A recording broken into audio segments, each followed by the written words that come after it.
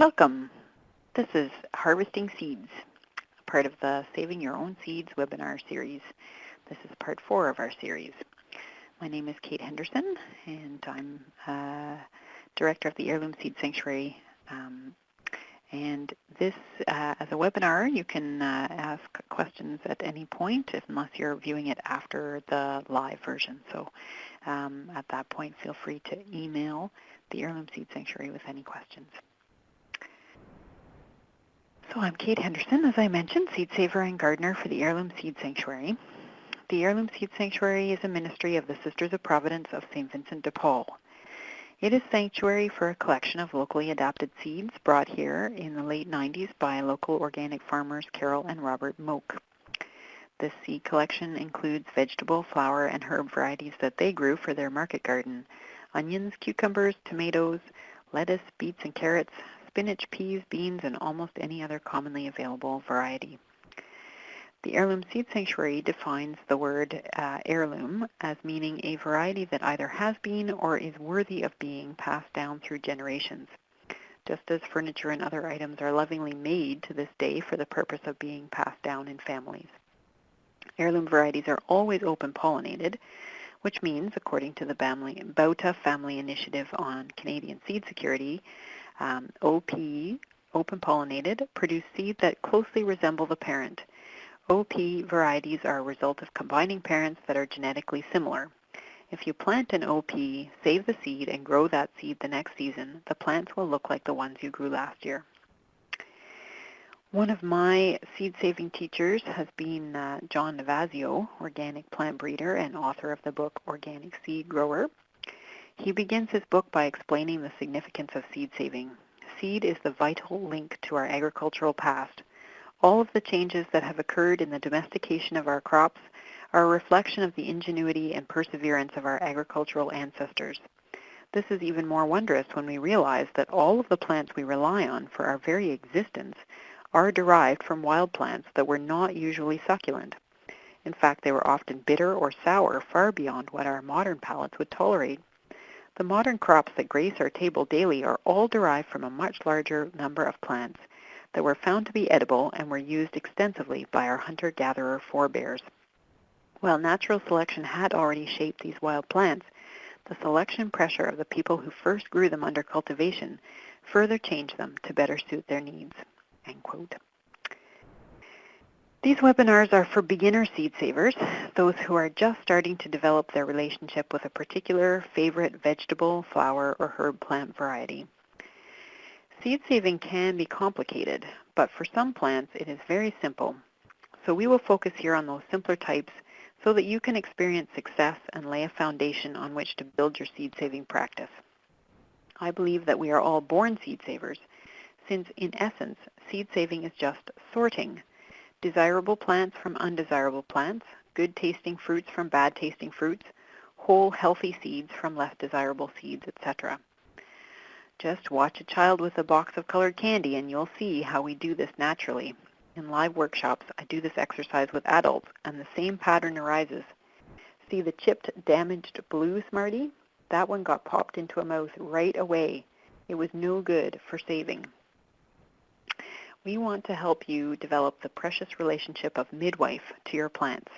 And to this end, this series will come full circle, starting with stored seed all the way around to storing your harvested seed.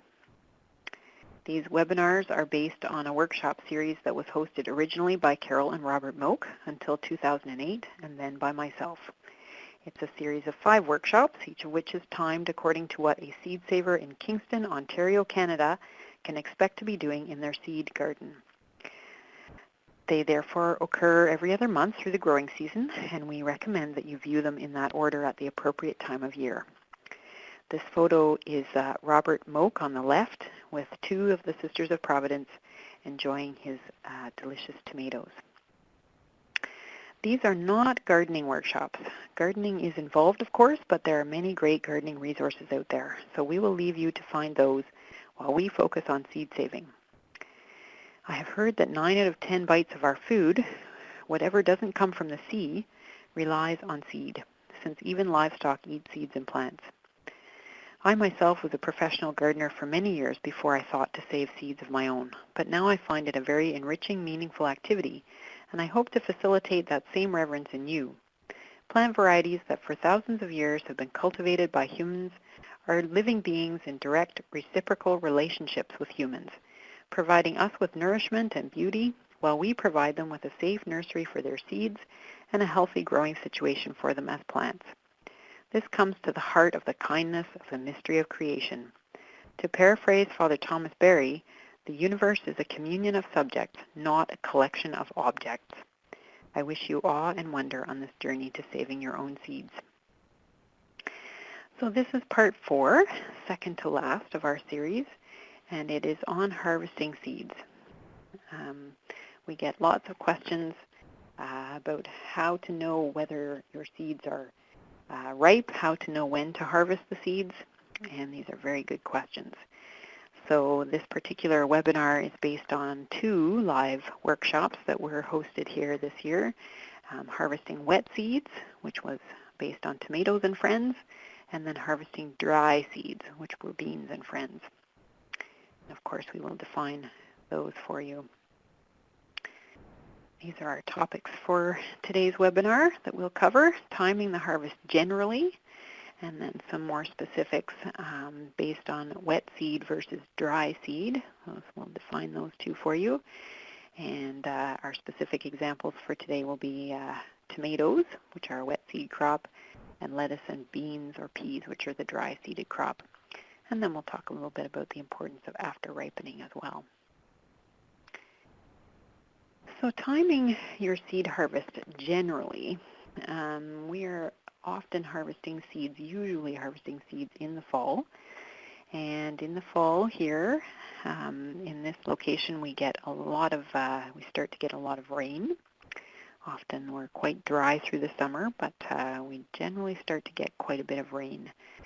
And harvesting your seeds in the rain can be problematic, so you really want to try to avoid that. And also we tend to get quite a bit of wind that picks up in the fall. So, and of course, as you can imagine, seeds being quite small and light, the wind tends to pick them up and blow them away. So best not to harvest on a windy day. And this all, as you can imagine, makes it a little difficult to plan a vacation, say, in fall, because you really want to have your seed crops in. If you've gone to all the trouble of growing a crop through the whole season, letting it go to seed, and then you really don't want to be away when those particular conditions happen. And here our forecasts are not always totally accurate, so it's easy to think you're safe to go away for a couple of days, but then it turns out that it rains or the wind blows them all away. So that makes it a little tricky. But if you can plan your vacation once your seed crop is in, you'll probably be safe. So the ideal conditions for seed harvest, what to look for in your forecast are, or in your day, are late morning or early afternoon, or even late afternoon, definitely after the dew has dried, and of course before it falls again in the evening. You'd like dry conditions. That doesn't necessarily mean really sunny, but it can be overcast to sunny. Preferably low humidity is the point there. Light wind is okay. Winds are drying, which is helpful, but of course, as we mentioned, too strong of a wind can blow your seed harvest away very easily. So, and again, late summer to early fall is what we're probably looking at for most of our crops. Warm is good. If the seeds are warm when they come in, they will dry even that much faster. And of course, a day or 2 before rain is forecast is ideal. You don't really want to be running out there as the rain starts to fall trying to bring in your seed harvest. So you can pay attention to the forecast and get your seeds in a little bit before the rain. That would be great. Now, if you've participated in one of these webinars before, you will have seen our definitions sheet. that we gave you. There's a link available so you can print it off yourself if it helps you to write in the definitions. We did discuss the term days to maturity earlier in the series. It refers to the number of days on average that it will take for that variety to be ready to eat, from planting it to eating it. So this is not perfect for seed crops, but it does give you a clue as to when that variety might be ready for seed harvest, which would usually be about 1 week to 1 month later. So here are our definitions for dry seed, which is literally seed that must dry on the plant and stay dry until it is time to plant again. Seed that cannot get wet, lest you risk it not being viable anymore. Versus wet seed, which is seed that is contained inside a fruit along with pulp and often juice. So this seed must be extracted from the fruit and then subsequently dried for storage. So all seed does need to be dry for storage. So our specific example is for the wet-seeded crops is tomatoes. This is our specific example number 1. Tomatoes are one of the vegetables that we have recommended right from the start of this webinar series that people try to save seeds from first. And this is because they're fairly easy. They are annuals. They are grown from seed all the way to seed in just 1 year. And they are mostly self-pollinating. And of course, we love to eat them. And you can actually eat much of a tomato and still save its seeds. So here's a little tip just in case you're visual learners. There are many YouTube videos and other resources available online that show you how to remove the seeds from tomatoes in order to properly save them so that you can plant them again. So you can Google tomato seed saving in order to get an actual video. Presented here is a slideshow of our procedure for harvesting tomato seeds at the Heirloom Seed Sanctuary. So it's going to be very similar, but you can take your pick.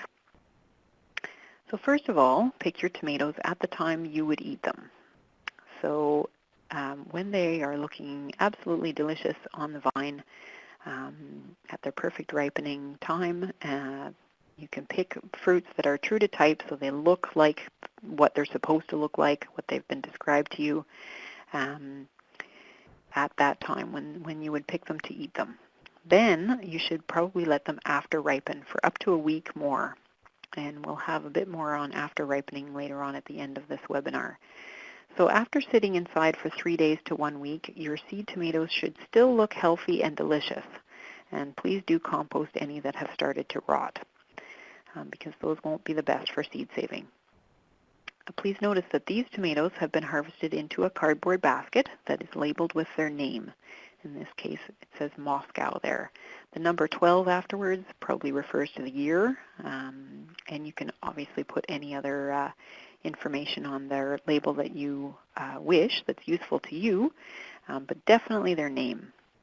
These baskets are easy to label either with pencil on the cardboard or with masking tape and permanent marker. We reuse our baskets many times over. As discussed before, the more genetic diversity, the better. So therefore, more fruit from more plants is better. In this basket, I believe we can see 9 fruit, which probably came from 9 different plants. So as much as you can manage in your gardening situation. Now, for a little bit of post-harvest processing, you will need a few items. Now, most dry-seeded crops do not need to be processed right away. They can be set aside to dry down for several weeks. But wet-seeded crops, including tomatoes, do need to be processed in a timely manner. So that's what we're going to cover here. And just a little bit of post-harvest processing, and then there'll be some more in the next webinar on getting them ready for actual long-term storage. So here we will use the following materials: a cutting board, a serrated knife, a spoon, a glass jar, some masking tape, a permanent marker, cheesecloth, and the ring of the jar lid that comes with your canning jars. Not the whole lid, just the ring. Or you can also use an elastic band for this purpose. So first of all, you're going to label your jar, just like you labeled the basket that the tomatoes were picked into. Use the masking tape and permanent marker to label the jar with the name of your heirloom tomato. And then cut the tomato across the equator of the tomato. So if you picture the poles being like the blossom end and the stem end, you don't want to cut from the top to the bottom from those poles. You do want to cut across the middle, which we call the equator. And that's so that you're cutting across all the seed cavities. Then you squish the seeds, juice, and pulp right into that jar. And if necessary, you can use a knife or a spoon to just scrape out all the seeds. And you really want to get lots of nice juice and pulp in there too, as much as you can. And here's your jar with some fruit squeezed into it. And again, you can see the label here. Our demonstrator has put the actual name that Moscow tomato was developed and the year that it was developed and the year it was picked. So that's the 12, and he's just done that for his own interest. Then you cut a square of cheesecloth to cover the jar, and you can hold that cheesecloth in place either with the jar ring or the elastic band. And that is to keep fruit flies out, but also to let that material rot, because that's what you really want. You want some fermentation to go on here in the jar.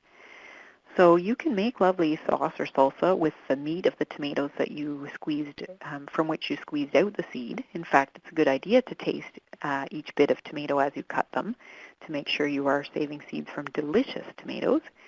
Nothing goes to waste if you extract the seeds and then cook up the rest right away. You just want to be able to do that in a timely manner right away. Once the seeds are in their jars, they do need to sit for about 4 days here. Make sure they're out of direct sunlight. They stay at room temperature or thereabouts, and they're safely out of the way so that they won't get tipped over or disturbed. The cheesecloth allows airflow but keeps out the fruit flies, as we mentioned. Organically grown tomatoes should grow a nice layer of moldy fuzz on top and under these conditions. And this will help to destroy seed-borne diseases and also destroys germination inhibitors. So it's a really good thing to let your wet-seeded crops ferment a little bit. So 4 days to 1 week later, you will need the following materials. You will need your jar of labeled tomato goop. You will need a bowl for compost, a pitcher of room temperature water, a sieve, a brown paper lunch bag, a clear spot on a shelf or other out-of-the-way rodent-free area in which to leave your seeds to dry on their paper bag. So just prepare a space ahead. Now, what do you do with those moldy tomato seeds and the goop? So at this point, you're going to add water to the jar. Try to avoid using chlorinated water or water that is either extremely cold or hot. Room temperature is best. So as you may remember from our introduction, we are trying to build a positive relationship with our seeds so that over the years there will be mutual benefit on both sides. Add water that will not shock your seeds in any way. Letting the water sit for a little bit to get it to room temperature also does allow some chlorine to evaporate out if you're concerned about that. You will have to add at least as much water as you have tomato goop, so it may be worth it to combine them all in a bigger jar if your jar is already fairly full, if you had lots of tomatoes to cut up. But either way, you're going to add that much water again so that you can stir them all up together. So you're going to stir your water, tomato, and mold mixture quite vigorously, get a nice little whirlpool going, and then let it sit for a minute. You will find that the dense fertilized seeds sink to the bottom, and then you can easily pour off the junk, the stuff that floats to the top, making sure to keep those seeds in the bottom. You should be able to see the seeds that sink to the bottom. And you're going to pour that into your bowl for compost. Repeat this process until the water is clear and you can see nice clean seeds in the bottom of the jar. And depending on the variety, this may take 2 or 3 or even 4 different goes, pouring water in, stirring it up, letting the seeds settle to the bottom, and then pouring off the goop. So then the clean seeds must dry. So pour your clean seeds and water through a sieve. You can pat the sieve dry at the bottom if you would like, then quickly flip the sieve over onto the paper bag. This flip must be one smooth motion to keep the seeds from flying around. And it may take a couple of goes to get the hang of this, but you definitely will. It's quite fun. Scrape every last seed out of the sieve if necessary. If you've done a nice clean flip, they should all come out in one go, but you can always go back and scrape out extra seeds if they stick. And then take the masking tape label off the jar and affix it to that same paper bag. The reason we use a brown paper lunch bag is that the seeds won't stick as badly to it. They will definitely stick to paper towel, which makes it kind of messy to get them off in the end. So these paper lunch bags seem to work quite well. You can spread the seeds out a little bit at this time if you like, but then you're going to put them aside in a safe, rodent-free spot, out of the way where they can dry for at least 2 weeks or until whenever you have time to put them away. And we'll talk about that in our next webinar, how to put them away. These seeds will happily sit and dry out if they're not in direct sunlight and they're well ventilated. They can sit there for the whole winter if need be. It's not really possible for most seeds to be too dry. They do need to be really, really dry. So other wet-seeded crops that you might eventually like to try, although they're a bit more complicated, most other wet-seeded crops must be a bit more ripe than tomatoes. You don't pick them at when they're ripe for eating. For instance, cucumbers must be these big and yellow, sort of swollen. An eggplant ideally would be brown, quite dull-colored, not shiny, and often kind of wrinkly. So that's a little tip for other wet-seeded crops you may want to try down the line.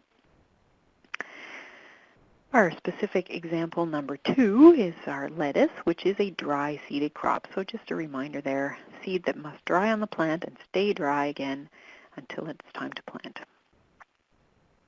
And here's a friendly little reminder from our last webinar on weeds. Lettuce is one of these crops where here in the Kingston area we have weeds that are related to lettuce and look quite like lettuce. So again, just do be sure to weed out the sow thistle, which is the photo on the right-hand side, away from your lettuce crop, which is the photo on the left-hand side. So the seeds look very similar. They're very small seeds, and we don't want them to get mixed in together at harvest. So watch out for those weeds that look like your crop. Here's the lettuce life cycle, a little photo journal here. Here we have some small lettuce plants that have been recently planted. This is a variety called Dunsel. The photo on the right is the Dunsel starting to go to seed, putting up its flower stalks. And after that, we get some flowers, the beautiful yellow flowers that form on lettuce. And then after that, we have the dry seed. So the photo on the right again is that same Dunsel later in the season, starting to dry down after it's finished flowering. So that's when you know your lettuce seed can be harvested, when it's got these little dry brown heads on that have white fluff in them actually. So you can either harvest the lettuce at the time, you can harvest individual heads at the time that they have their white fluff, or you can wait until most of those flower heads have white fluff and you can cut the whole plant at the soil level. So when you're picking individual seed heads, you will need to pick them into a paper bag or an envelope, and you'll need a pencil or marker to write the name of your lettuce on that bag or envelope.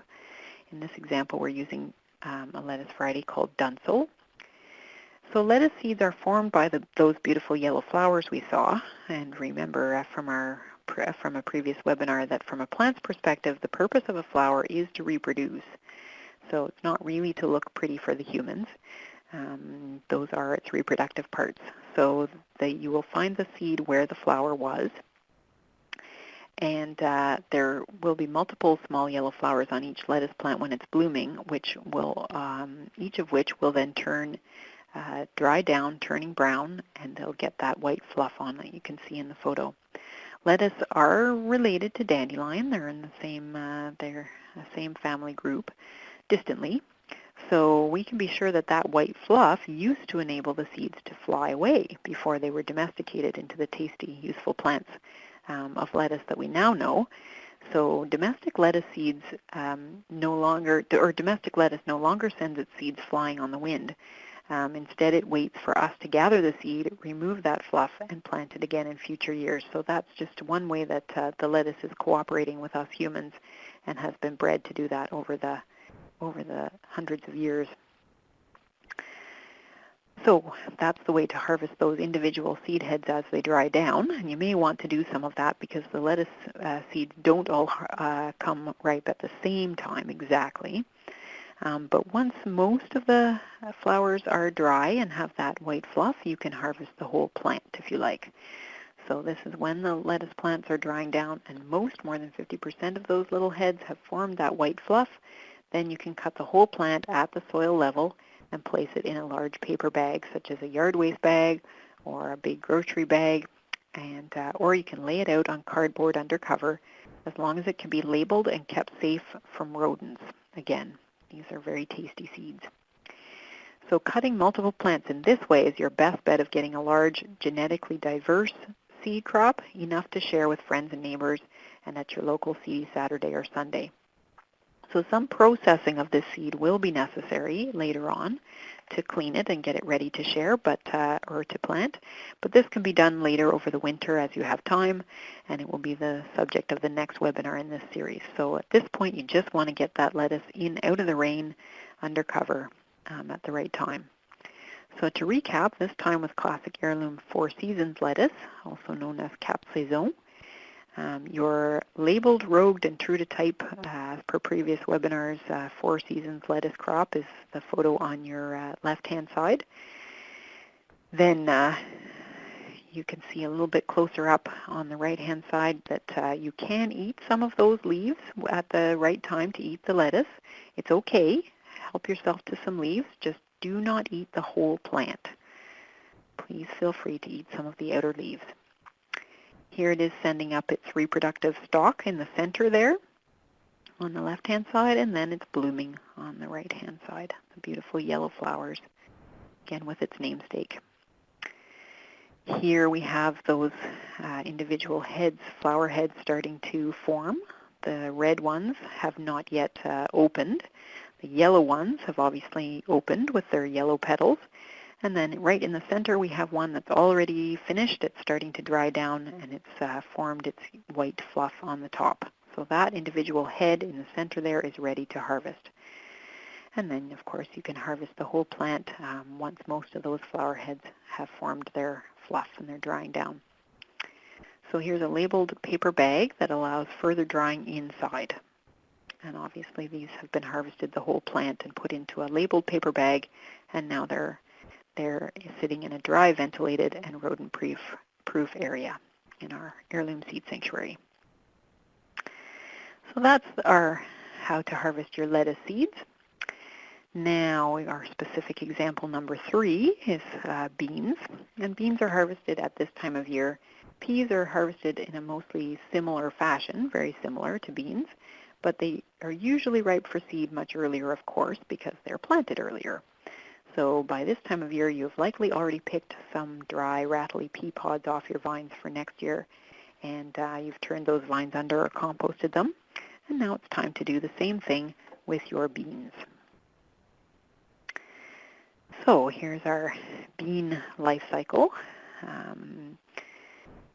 Obviously the green beans on the before picture on the left-hand side, and then as they start to dry down, the ones on the right-hand side in the photo are ready to be harvested for seed. So once again, same as the lettuce, you can pick individual pods as they become brown and crispy, or you can cut the whole plant when the plant is mostly brown, when it's starting to lose its leaves rather. And again, you want to be sure to label. So these are provider beans, and again, the year is there. These were harvested in 2014.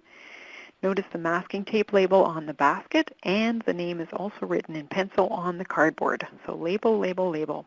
Heirloom varieties come with a story that is associated with their name always.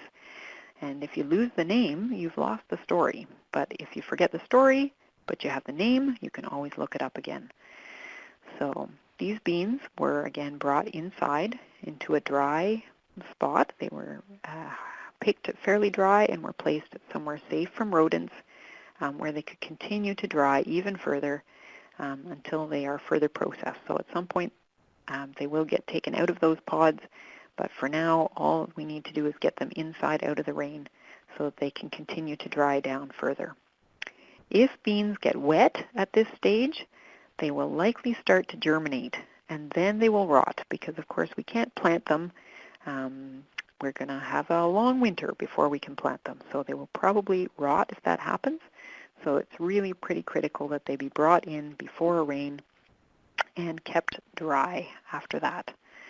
So, and as we mentioned, further processing will be covered in the next webinar, how to get them ready for storage.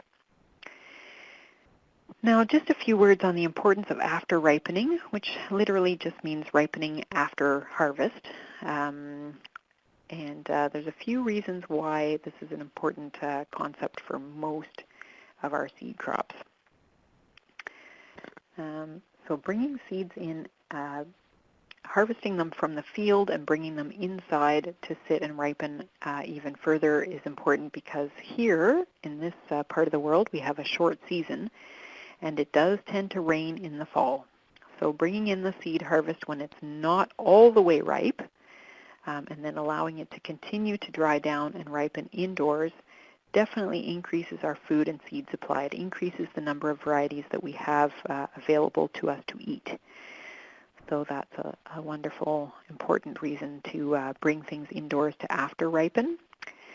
Also, I was told when I was learning that when a fruit is severed from its stem, that action sends a message to the seeds inside the fruit or inside the pod or whatever it is for dry fruit and wet fruit that this is the last chance to ripen that seed. So it sends a very strong signal, hurry up and ripen.